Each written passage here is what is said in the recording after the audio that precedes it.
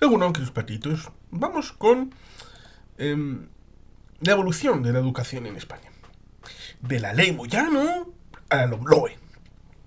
Un repaso de los diferentes modelos educativos, avances, carencias, y más allá del hecho que cuando uno enfoca la educación tendría que visualizar algo que fuera más o menos común para luego entrar en el ámbito partidista.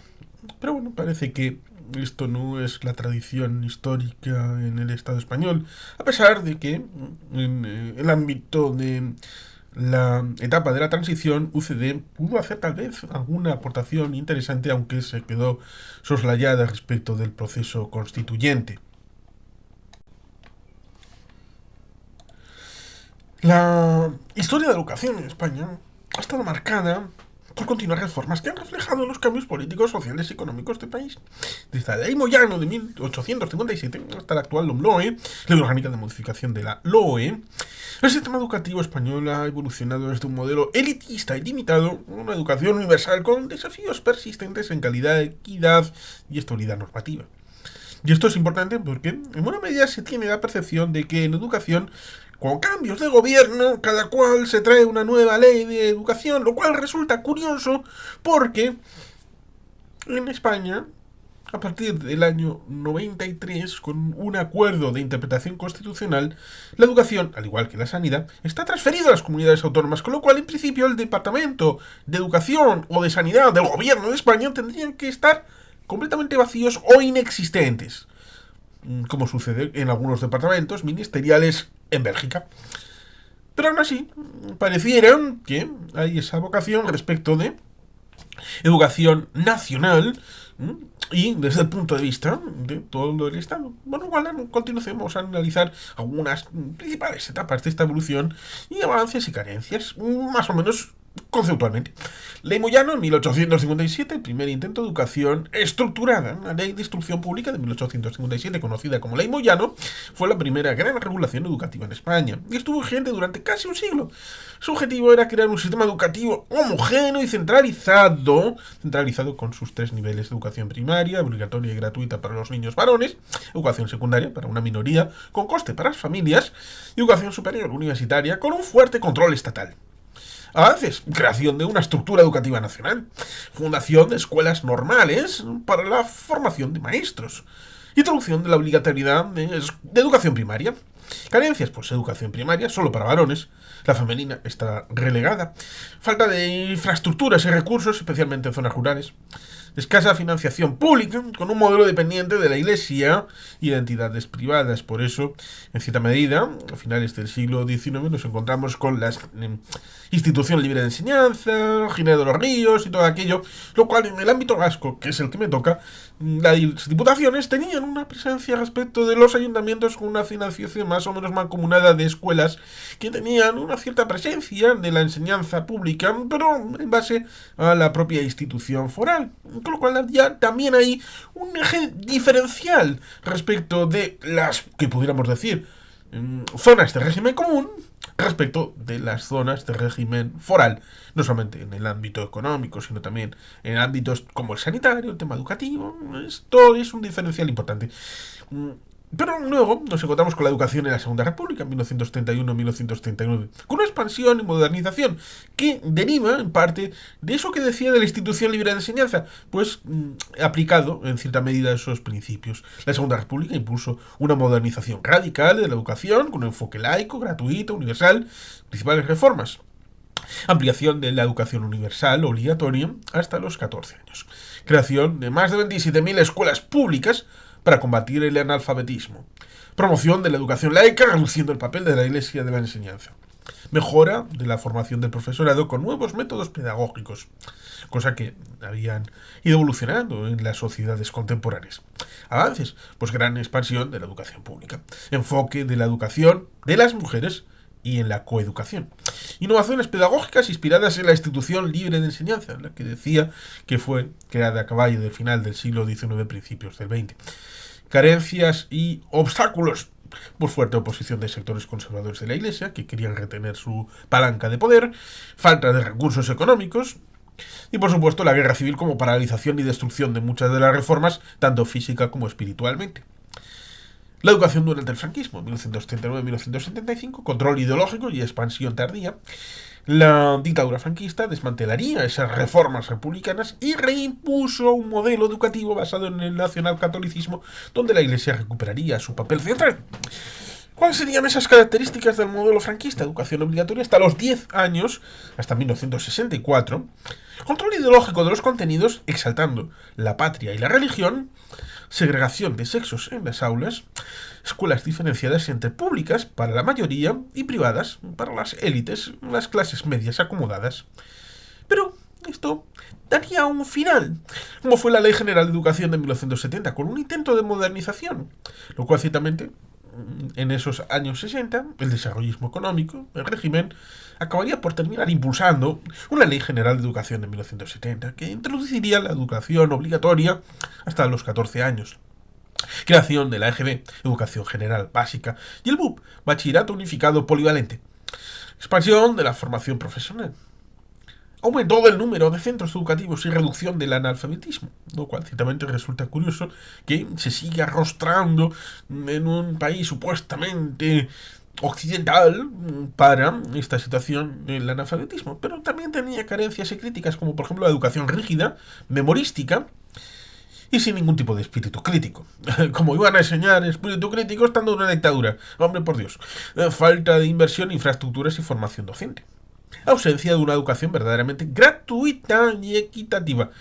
A esto, evidentemente, cuando el franquismo cae, el tema de la educación, como decía, respecto de la situación de la educación en la Constitución, y que, en cierta medida, la UCD estableció ideas para la introducción de la idea de que los programas educativos los tendría que valorar cada centro y las familias que participaran de ese centro a la hora de establecer todo el recorrido curricular de lo que pudiera tener de enseñanza, con lo cual, en vez de que fuera ni el Estado ni las comunidades autónomas, que fuera algo propio de cada centro.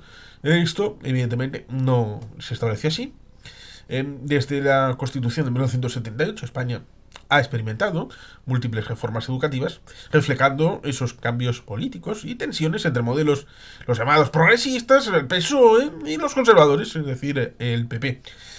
Las principales leyes habrán sido, por ejemplo, la LODE, la Ley Orgánica de Educación, de 1985, y la LOCSE, la Ley General de Educación del Sistema Educativo. En 1990, modernización y universalización. La educación obligatoria se ampliaría hasta los 16 años, se introdujeron nuevas metodologías y se eliminó la rigidez franquista, se fortaleció la educación pública, pero manteniendo el modelo concertado, lo cual en el caso vasco, que vuelvo a decir, más allá de la dualidad que algunos tratan de ver respecto de modelo público, puramente público, y modelo privado, todo lo demás, nos encontraríamos con diferencias respecto del modelo privado, que algunos infieren, respecto de este sistema concertado, que en el País Vasco es muy importante respecto de las cooperativas, las icastolas, los modelos de Kristau Eskola, es decir, los colegios religiosos, pero desde un cierto ámbito que en otras partes del Estado ha desaparecido y que ya no existe. Con lo cual, ahí tendríamos una variante en donde no es todo blanco o negro, educación pública o modelo concertado, porque a fin de cuentas el modelo concertado en cierta medida está respecto de, sobre todo en todas las variantes de cooperativas, ya sea religiosa, ya sea icastola o otro modelo no de estos dos, pero que siga teniendo un marco cooperativista, es un modelo privado o un modelo de apropiación de las responsabilidades por parte de los propios padres respecto de la comunidad educativa y que no sea el propietario, el Estado y el Departamento de Educación correspondiente. Por lo tanto, ahí habría una parte de debate que ya lo he comentado alguna vez en algún vídeo. Habría carencias, por ejemplo, la falta de inversión suficiente. Siempre el presupuesto público tiene carencias porque es dinero limitado para necesidades siempre crecientes y con un presupuesto siempre con un montón de iniciativas y de prioridades. Pero la prioridad es el leitmotiv de la política. Hacer política en el ámbito público es priorizar y elegir, y por eso los partidos, los representantes electos, lo son en medida de cuál es la prioridad que los ciudadanos quieran imprimir. Por eso hay diferentes candidaturas, diferentes personas que deberían de ir por ahí, estableciendo la conexión respecto del programa electoral con el elector y el elector con el electo a la hora de, a pesar de que no está permitido, por ejemplo, para el Congreso y el Senado, sería el mandato imperativo. Con lo cual habría esa falta de inversión suficiente, deficiencias en educación secundaria, con alta tasa de fracaso escolar, y aquí tendríamos también la diferencia territorial respecto de ese fracaso escolar, de dónde hay más y de dónde hay menos. Luego nos encontraremos con la LOMCE en 2013, una reforma polémica impulsada por el Partido Popular, la LOMCE, en un momento en el que el Partido Popular tenía mayoría absoluta, en esa legislatura 2011-2015, la LOMCE priorizó la educación privada concertada y reintrodujo reválidas en secundaria. Establecería una desigualdad entre comunidades autónomas, recortes en la educación pública, aumento de la segregación por itinerarios, pero esto cambiaría por completo cuando el PP desalojaría sus reales del poder, llegando la LOMLOE, que sería la ley aprobada por el gobierno de Pedro Sánchez con la ministra esta fue consejera, esta muchacha, ¿cómo era? Luego fue enviada de representante diplomática al Vaticano. Isabel Cela. Isabel Cela. Fue consejera con Pachi López de educación. Y bueno, pues esta muchacha fue la que estableció esta ley de la LOMLOE, si no recuerdo mal. Y bueno, pues revertió esos aspectos de la LOMCE y refuerza la educación pública, eliminando la segregación temprana de secundaria, apostando por una educación más inclusiva y equitativa, reduciendo el peso de la religión en la enseñanza. Pero tiene críticas también, como no podía ser de otra manera, porque esta visión, a veces se establece la visión, precisamente valga la redundancia, partidista o inferidamente partidista respecto de lo que un sector quiere, respecto del otro sector quiere. La educación en principio debería de durar más de 5 años, más de 6 años, más de 7 años. Tendría que ser un marco porque, a ver, esto es algo que debería de establecerse. Cuando se cambia una ley, como la de educación, sus efectos no son inmediatos, no es el chasqueo de dedos de hago una ley y ya inmediatamente en esa misma temporada se establecen los efectos de la ley. Es que no solamente si la apruebo en este curso, evidentemente es difícil siquiera que en el siguiente curso inmediato, depende, da igual si se está apoyándolo en octubre o en marzo en el ámbito de la aprobación definitiva en el Parlamento, es difícil establecer todo lo siguiente para incluso el curso que viene. Con lo cual es algo que retrasa todavía su implementación a un momento posterior. Por supuesto, si nos encontramos con esa situación en la que apruebo una ley, pero cuando han pasado un año y medio, todavía no me gusta lo que veo porque no soy capaz de interpretar que todavía estoy viendo los efectos de la ley anterior y que todavía no han entrado en efecto los de la ley nueva, y ya me estoy cabreando y digo que hay que volver a cambiar la ley, pues entonces es difícil ver los resultados de la ley en lo que es la propia evolución de la sociedad. Y estamos infiriendo un debate ideológico sin ninguna variable práctica. Por lo tanto, estas críticas, como las anteriores respecto de las críticas de la LOMCE y la LOMLOE, pues a veces estas críticas pues son bastante curiosas. Pero bueno, había una crítica de falta de estabilidad, que cada gobierno cambia la ley educativa, y esto es sin duda cierto. La idea de la persistencia de la desigualdad territorial en el acceso a la educación, y esto también es cierto en cierta medida en tanto cuanto la educación está transferida a las comunidades autónomas. Y las comunidades autónomas tienen la responsabilidad, lo mismo que los Estados miembros de la Comunidad Europea tienen la responsabilidad respecto de sus políticas internas, y hay una desigualdad territorial en el ámbito de las políticas públicas en los gobiernos y países de la Unión Europea. Pues evidentemente habrá una desigualdad territorial en el ámbito de la educación en el Estado español debido a la responsabilidad de las comunidades autónomas en esta competencia. Y por supuesto el tema de la problemática de financiación y precarización docente. En el caso de la primera parte, el problema de la financiación, evidentemente es cuestión de prioridad. Porque podemos hacer un baremo de cuál es el gasto en comunidades autónomas, el baremo respecto de cuál es el porcentaje respecto del Producto Interior Bruto y en porcentaje respecto del presupuesto total de la comunidad autónoma. Con lo cual daríamos un paso atrás respecto de lo que supone el problema de la financiación en general. La financiación de las comunidades autónomas que son las competentes respecto de la financiación de su propia competencia como es la de educación. El tema de la precarización docente. Bueno, ahí podríamos hablar también de la precarización de los pilotos de avión, por ejemplo, o de los controladores aéreos, que antes eran como dioses y cobraban una pasta en gansa, pero en este momento no son una profesión muy valorada en remuneración, no tanto como lo eran antes, y hay una precarización bastante importante.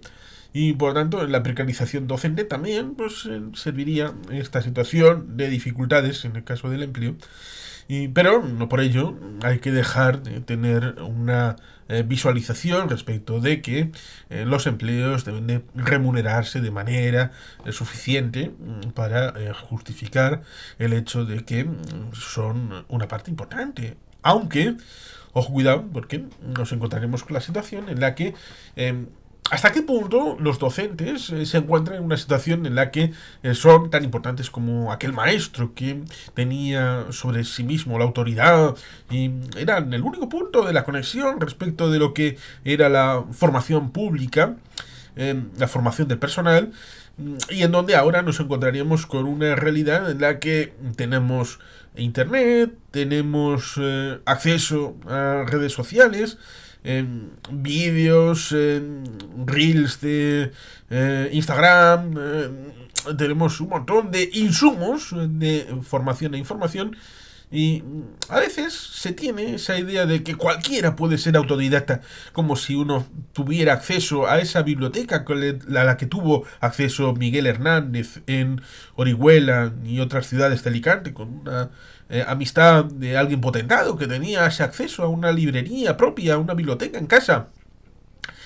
Y que, he dicho librería y biblioteca, claro, ahí estaría parte de la situación del concepto. Son dos cosas distintas, ¿no?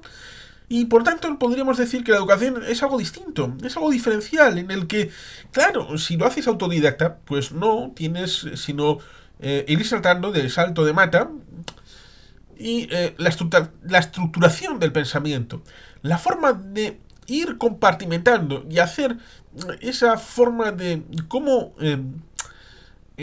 hacer ese mecanotubo, esas baldas, todo ese entramado respecto de sistematizar la información, de hacer cómo ordenar esos insumos de lo que uno recibe, de todo ese elemento dato que puede ser bastante grande y poder metabolizarlo para convertir datos en información, procesamiento de todo eso que uno puede ver de las diferentes materias y con la idea de conectar, porque la filosofía puede estar conectada con la física y las matemáticas con la lengua y literatura. Todo es, como diría el antiguo director del colegio en el que estudié, don Julián, pues tendría esa visualización de la compartimentación y de la segmentación que evidentemente cuando uno se acerca, evidentemente todo tiene esas conexiones histórico-personales y relacionales respecto de las diversas materias, porque al fin de cuentas los hacían personas y esas personas podían tener diferentes intereses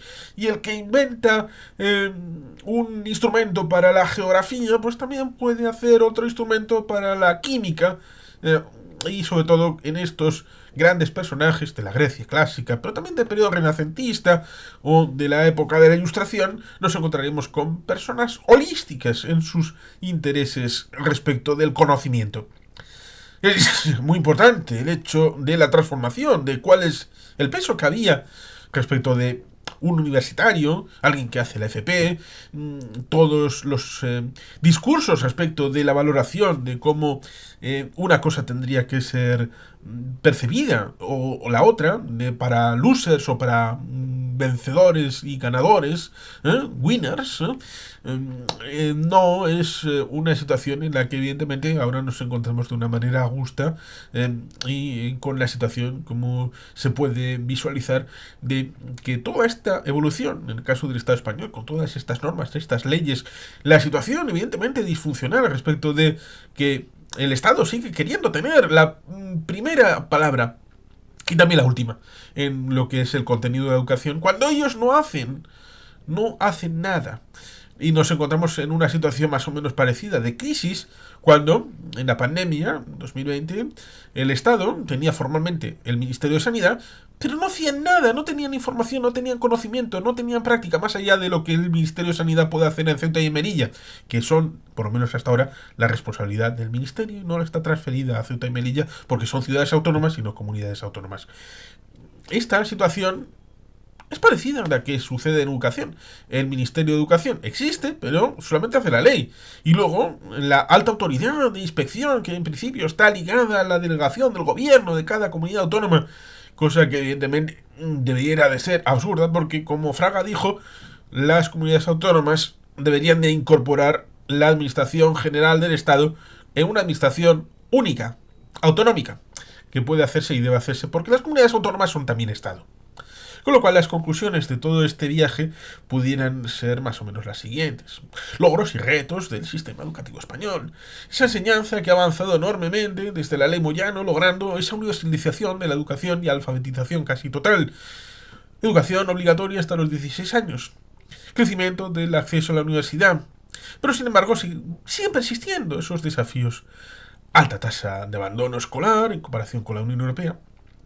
Falta de estabilidad legislativa con reformas constantes, según el gobierno, y cuando hay cambio de gobierno, se trae debajo del brazo una nueva ley educativa.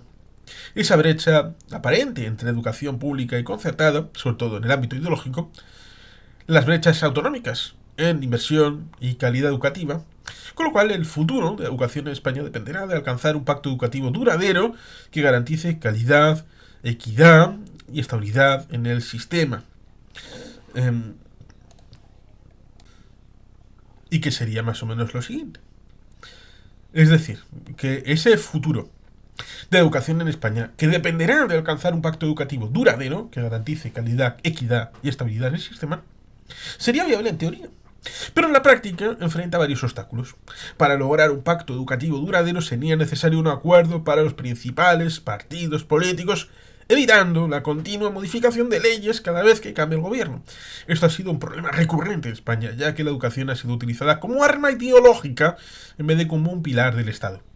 Algunos factores clave para esa viabilidad del pacto serían despolitización de la educación, creación de un consejo educativo independiente que diseñe políticas a largo plazo sin depender del gobierno de turno, llegar a acuerdos en los aspectos esenciales: financiación, estructura, currículum base, garantizar estabilidad normativa, aprobar una ley que establezca mínimos inamovibles evitando cambios legislativos en cada legislatura, mejorar la financiación. Aquí entraríamos dentro de la madre del cordero, porque la financiación deviene de la financiación de las comunidades autónomas. Pero bueno, aumentar la inversión en educación hasta alcanzar la media europea, reducir la brecha entre comunidades autónomas, donde tienen la responsabilidad de su propio gasto, asegurando esa equidad, es decir, poniendo el peso de la prueba en las propias comunidades autónomas. Enfrentar los retos clave, como es combatir el abandono escolar con medidas efectivas, modernizar la formación profesional para adaptarla al mercado laboral, y aquí el País Vasco, con su formación dual, tiene mucho que enseñar. Mejorar la formación del profesorado y sus condiciones laborales.